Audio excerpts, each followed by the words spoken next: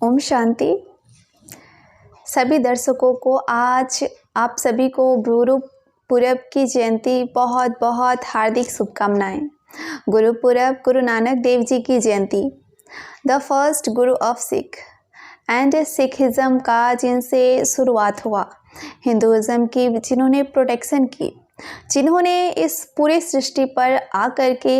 एक परमात्मा का, एक ओंकार जिसे कहा, सतनाम और उनकी पूरी महिमा ही उन्होंने पहली कौड़ी की पाठ में कि निराकार परमात्मा को हम कैसे याद कर सकते हैं, कैसे उस ईश्वर से हम जुड़ सकते हैं और उस परमात्मा से जुड़ करके, उस निराकार शक्ति से जुड़ करके हम अपने जीवन का परिवर्तन कैसे कर सकते हैं। गुरु नानक देव जी की पूरी ज़िंदगी हम सभी के साथ एग्जाम्पल है। आज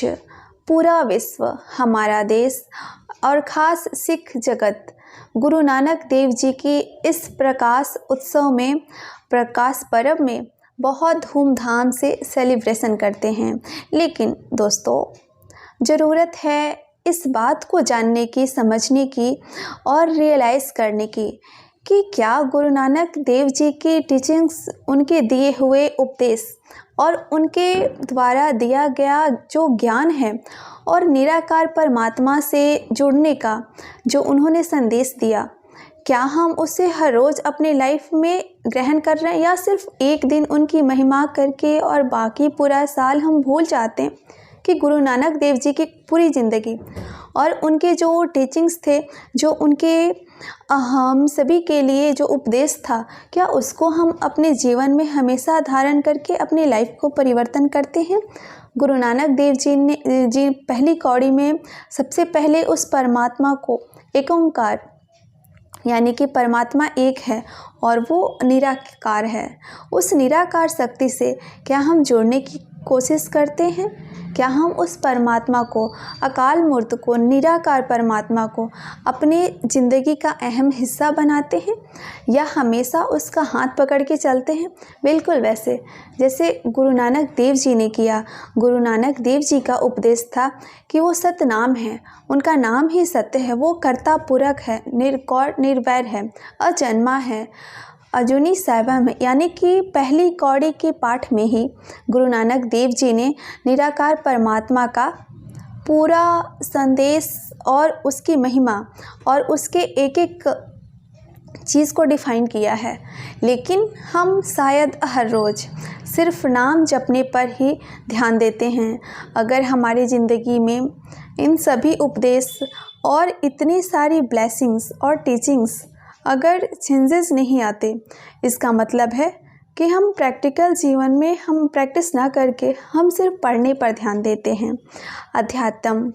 और जितनी भी टीचिंग्स है गुरु, पीर, पैगंबरों की, ऋषि मुनियों की, वो सभी हमें ये सिखाती हैं कि इन सभी का हम ज्ञान को यूज़ करके, इनको प्रैक्टिकली धारण करके, इन्हें अपनी लाइफ का भी हम परिवर्तित करें और स्व परिवर्तन से विश्व परिवर्तन। ब्रह्मा कुमारीज़ का जो मोटो है, स्व परिवर्तन से विश्व परिवर्तन, वो तभी सिद्ध हो सकता है जब एक एक व्यक्ति, एक एक जन अपना स्व परिवर्तन पहले करे। क्योंकि हम जब खुद को चेंज करते हैं तभी हम अपने आस पास की दुनिया को और समाज को चेंज कर सकते हैं। जी हाँ, और हर एक व्यक्ति सिर्फ अपनी ही रिस्पॉन्सिबिलिटी ले ले कि मुझे स्वयं को, अपने कर्मास, अपने एक्शन, अपनी सोच, अपनी हर एक स्वभाव और बिहेवियर का परिवर्तन करता है और मेरे आचरण से, मेरे व्यवहार से या मेरे कर्म से कभी भी किसी दूसरे को तकलीफ़, हर्ट ना मिले। अगर ऐसा आचरण और व्यवहार हमारा हो जाए तो दोस्तों, हम सभी का घर, हम सभी का समाज, हम सभी की ये दुनिया, ये संसार स्वर्ग जैसा बन जाए। कहते हैं ना कि भारत सोने की चिड़िया थी, तो भारत को फिर से सोने की चिड़िया बनाने का जो लक्ष्य है वो हम सभी का होना चाहिए। अगर हम अपने घर को स्वर्ग बनाना चाहते हैं तो उसके लिए तैयारी भी हमें ही करनी होगी। ऐसा नहीं कि बाहर से कोई आकर के इसे स्वर्ग बना देगा। जो 4 लोग, 5 लोग, 6 लोग एक घर में रहते हैं, उन्हीं के व्यवहार से, उन्हीं के आचरण से, उन्हीं के वार्तालाप से और उन्हीं के एटीट्यूड और फीलिंग और इमोशन से वो घर मंदिर जैसा बन सकता है। और कलह कलेश होता रहे तो वो नर्क जैसा हो जाता है। तो आइए आज गुरु नानक देव जी की जयंती पर, गुरुपुरब की इस महान प्रकाश उत्सव पर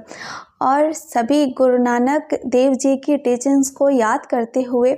निराकार परमात्मा से जुड़े,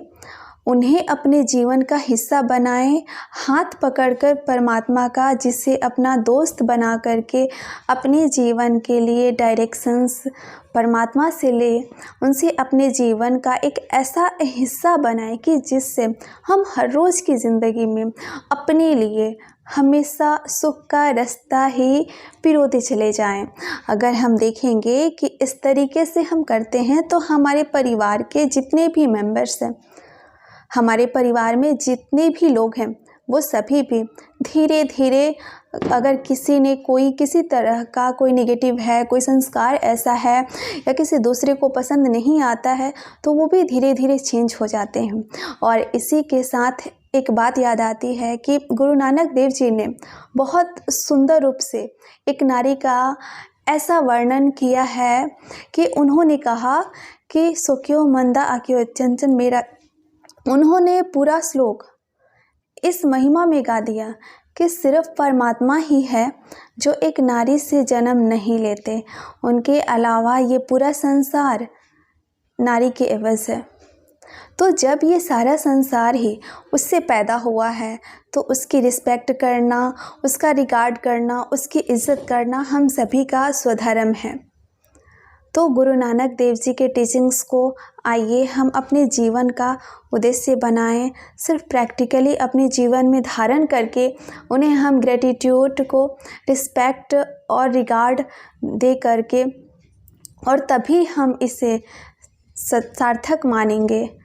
और तभी हम सार्थक तभी कहा जाएगा अगर हम सभी मिलकर परमात्मा और उनके बच्चे गुरु नानक देव जी, उन दोनों के लिए इस टीचिंग्स को एक प्रैक्टिकल हिस्सा बनाएंगे। इसी के साथ आप सभी को इस पर्व की बहुत बहुत शुभकामनाएं। ओम शांति, नमस्कार।